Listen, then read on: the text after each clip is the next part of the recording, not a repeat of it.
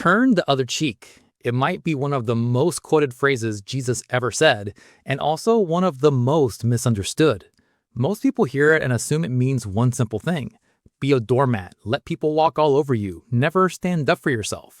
Some people use it to justify staying in abusive situations. Others dismiss it completely, saying it's naive advice that could never survive contact with the real world. But here's the question almost nobody asks. What did turn the other cheek actually mean to the people standing there listening to Jesus say it for the very first time? Because once you understand the cultural and historical context behind those 4 words, this teaching stops sounding like passive weakness and starts looking like something far more radical and far more powerful than most people ever realized.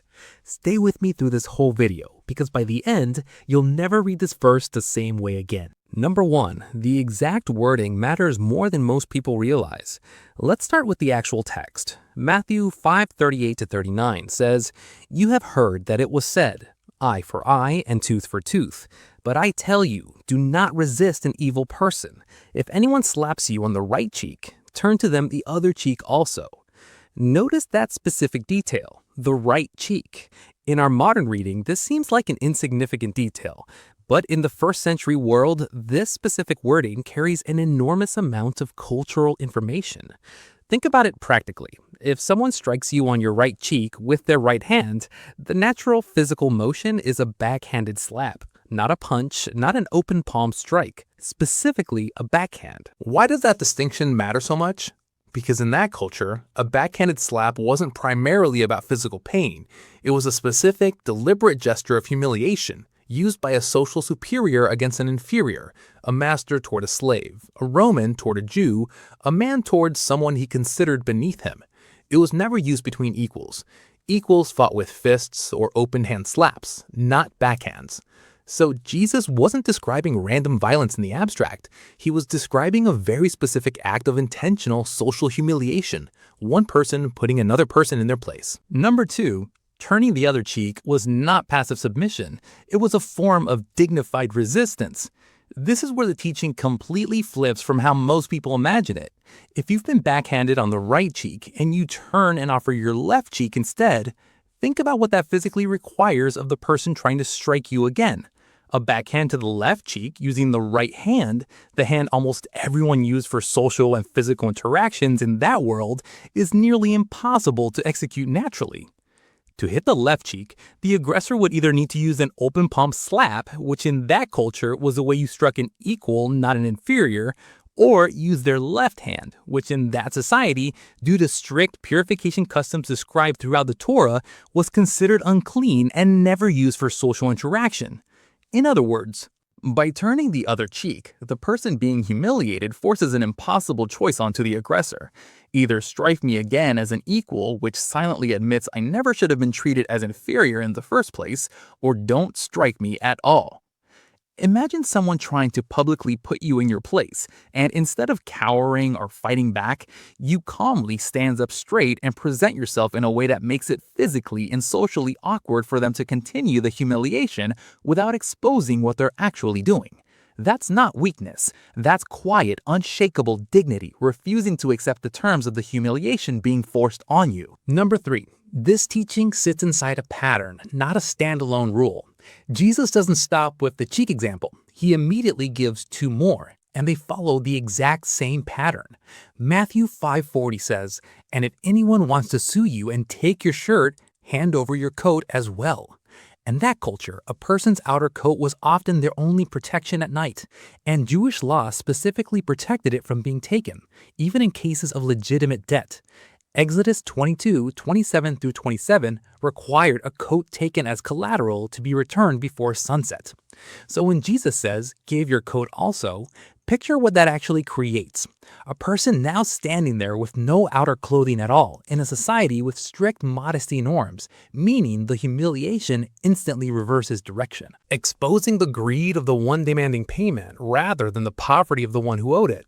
Then Matthew 5:41 says, "If anyone forces you to go 1 mile, go with them 2 miles." This refers directly to a Roman law allowing soldiers to legally compel civilians to carry their equipment exactly 1 mile, no more. Going a second mile wasn't required, and it actually placed a soldier at risk of violating military regulation himself. In every single one of these three examples, the pattern is identical. Someone in power tries to humiliate or exploit someone without power. And instead of either violently resisting or passively complying, the powerless person does something unexpected that exposes the injustice while refusing to become violent themselves.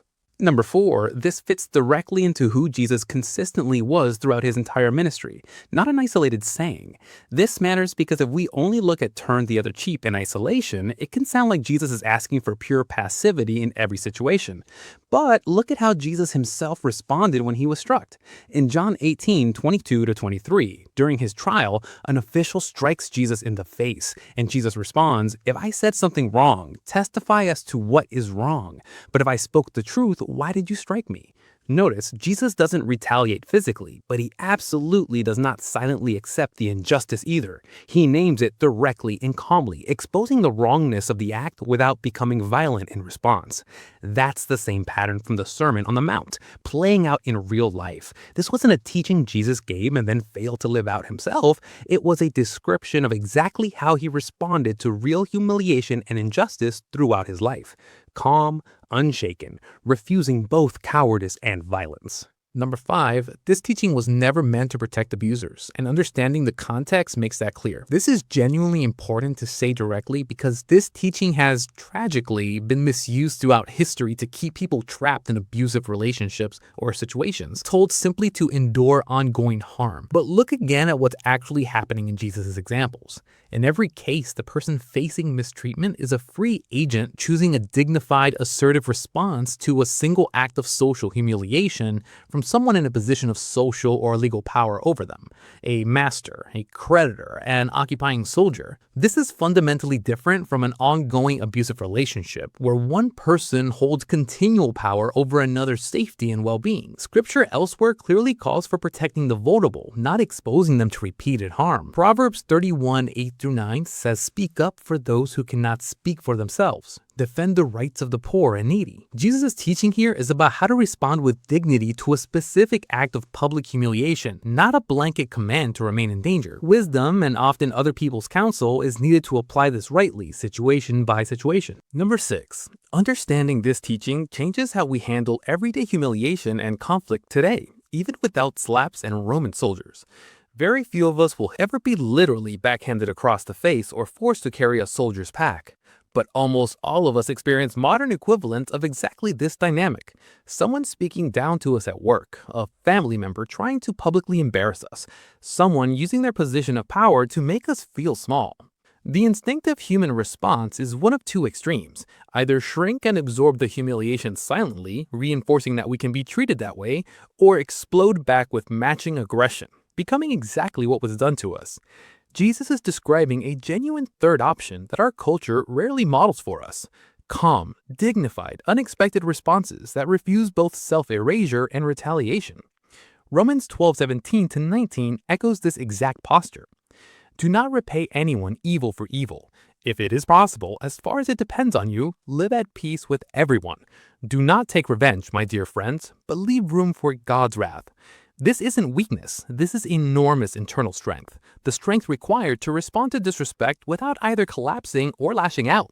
If this is opening your eyes to a familiar verse in a new way, take a second to like this video and subscribe to The Narrow Path for more honest, historically grounded Bible teaching. And I'd love to hear from you. Comment below, "Lord, give me strength without bitterness." Share this with someone who's been misapplying this verse to their own detriment, or someone who's been told to simply endure harm when they actually needed protection instead.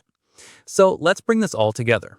Turn the other cheek was never a call to be a doormat. The specific detail of the right cheek revealed a backhanded slap of social humiliation, not random violence.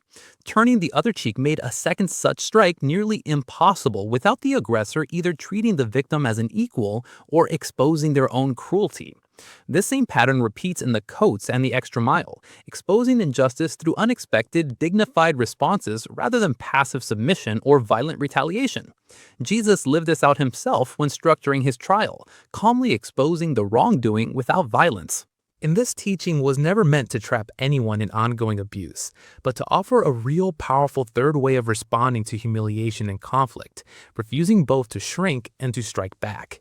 If this video helped you see this familiar verse differently, share it with someone who needs to hear it, and subscribe to The Narrow Path for more content like this. And remember, real strength was never about who hits back hardest. It's about who can stand fully in their dignity without needing to become what hurt them.